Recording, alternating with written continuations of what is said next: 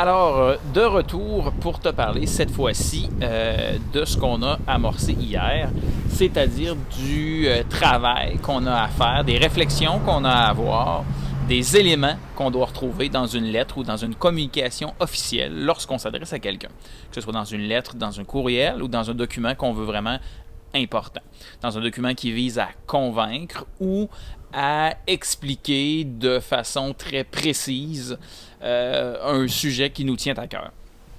Alors, pour revenir sur, d'ailleurs, le blog qui a été réalisé hier, la plupart des gens ont fait des beaux, je dirais, de belles amorces, de belles introductions. Deux nuances, par contre. La première, c'est que dans ton paragraphe d'introduction, tu annonces ce dont tu vas parler. Il ne faut surtout pas te mettre à expliquer en détail ce que tu vas faire.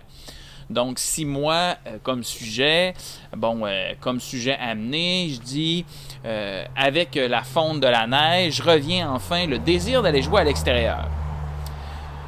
J'exige donc la réouverture totale et complète des parcs partout au Québec. Mes arguments sont que ça contribuerait à une meilleure santé mentale pour tous les gens en confinement, qu'il y aurait moyen de le faire de façon sécuritaire en mettant des gardiens de sécurité. Et comme troisième argument, j'expliquerai en quoi aller dans un parc peut être une façon d'aider l'environnement, admettons. Okay? J'improvise, là, c'est un peu de la boue ou de la boîte, là, ce que je te sors là, mais tu comprends? Admettons que je désire convaincre quelqu'un de mon point de vue de réouvrir les parcs, ce qui n'est pas le cas en passant, là. Ben, à ce moment-là, c'est tout ce que je vais dire dans mon introduction. Je ne commencerai pas à expliquer le pourquoi de ce que je veux ou de ce que je pense. Je vais faire ça dans des paragraphes après. Pour chaque argument ou pour chaque point que tu vas présenter, ça va toujours être la même chose.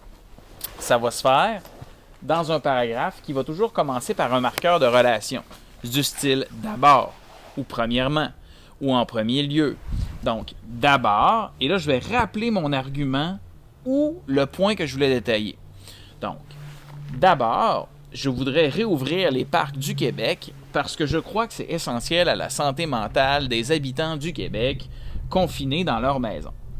Et là, c'est là que je vais développer, je vais expliquer ce que je pense. C'est dans ce paragraphe-là. Et la clé, c'est de donner toujours dans un paragraphe qui vise à développer, à expliquer, à convaincre via un détail ou un point d'information. Mais la clé, ça va toujours être les exemples. Et on va terminer ce paragraphe-là avec une mini-conclusion. Alors, si je te donne un exemple, alors bon, finalement, je choisis un autre sujet. Je pense qu'il devrait y avoir au primaire. D'abord, bon, mettons, je recommence à zéro. Donc, mon sujet amené dans mon introduction, ça va être de dire on remarque, malgré tout ce qui a été mis en place dans les dernières années, que nos jeunes bougent de moins en moins dans nos écoles. Je demande donc au gouvernement Legault de mettre obligatoire une heure d'éducation physique par jour au primaire à tous les niveaux, du préscolaire à la 6e année.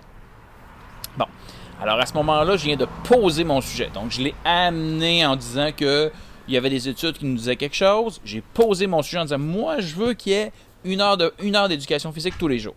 Et là, je dois développer mes arguments. Je dois dire c'est quoi mes arguments dans mon sujet divisé. Alors, je vais dire que je crois que c'est... bon, je recommence. OK. Depuis un certain nombre d'années, malgré tout ce qui a été mis en place dans les écoles, on remarque que les jeunes bougent de moins en moins. J'exige donc que le gouvernement Legault impose une heure d'éducation physique par jour à tous les niveaux, du préscolaire au primaire. Je crois qu'il faut le faire parce que ça réduirait les risques d'une mauvaise santé dans toute la population au Québec. Ça amènerait plus de concentration dans tous les cours. Et mon troisième argument, ça améliorerait les comportements positifs recherchés à tous les niveaux dans une école. Donc, je change de paragraphe et là, je vais développer mon premier argument. Donc, mon introduction est terminée, j'ai amené mon sujet, j'ai posé mon sujet, j'ai divisé mon sujet. Mon paragraphe suivant, je vais faire mon premier argument. D'abord, je crois qu'on devrait avoir une période d'éducation physique par semaine. Non, je recommence. D'abord, je crois qu'on devrait avoir une période d'éducation physique chaque jour dans nos écoles à tous les niveaux. que toute la population du Québec s'en trouverait à avoir une meilleure santé. Donc, là, je pourrais développer et expliquer en disant que, entre autres, évidemment, dans des mots, là, dans des phrases qui sont bien élaborées, bien développées, des phrases complètes, qui ne sont pas écrites comme je parle. Donc, je vais expliquer dans quelques lignes, en quelques phrases, que si tout le monde se met à bouger davantage, les risques d'obésité diminuent, et qu'avec les risques d'obésité qui diminuent, ben il y a plein de maladies qui, à ce moment-là, vont être beaucoup moins communes chez les gens. Donc, je développe ça, je donne des exemples, des statistiques qui viennent de d'autres pays, des études, etc. Et on va toujours terminer un paragraphe où on développe un argument ou un point qu'on veut informer, qu'on veut développer, avec une mini-conclusion.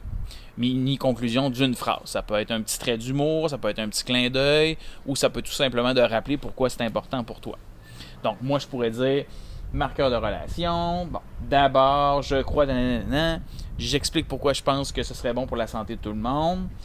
Et ma phrase de mini-conclusion, ce serait de dire, n'y a-t-il pas un adage qui dit que il n'y a rien de mieux qu'un esprit sain dans un corps sain?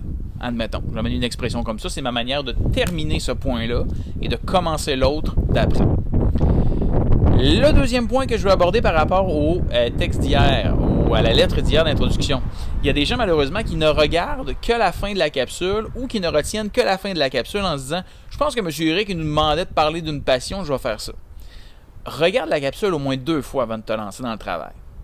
Donc, ce que je te demande ce soir, en lien avec le paragraphe d'introduction que tu as écrit hier, c'est de me développer un des arguments, un des points que tu voudrais détailler, que tu as énuméré dans ton sujet divisé, dans ton introduction d'hier sur le blog.